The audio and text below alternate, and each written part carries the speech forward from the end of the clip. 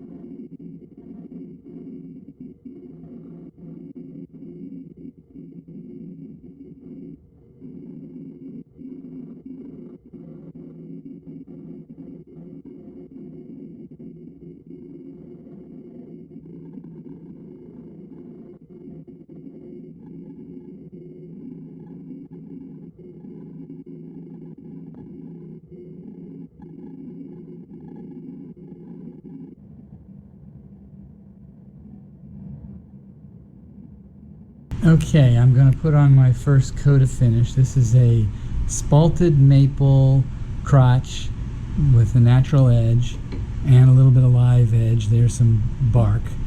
Most of the bark came off because the bug traffic on the back side made it pretty loose. But this one side they must not have gotten to, and so I think it'll stay.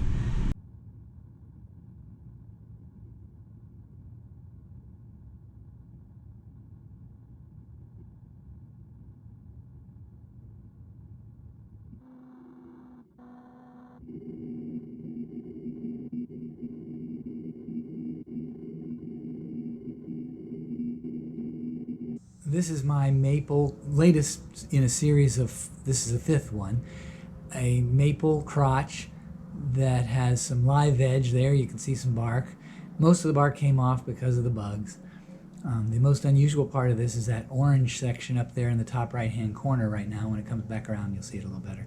I assume it's some fungus that's in the wood that I didn't have on the previous four. It is orange. It's made it through the whole process so far and hasn't changed color, so I wonder if it'll stay over time. And it did go through a 150 degree oven, 150 Fahrenheit oven, to bake out kill some bugs that were in here. And it's got some live edge there. You can see the brown bark there. Most of it came off because of the traffic of the bugs behind the bark.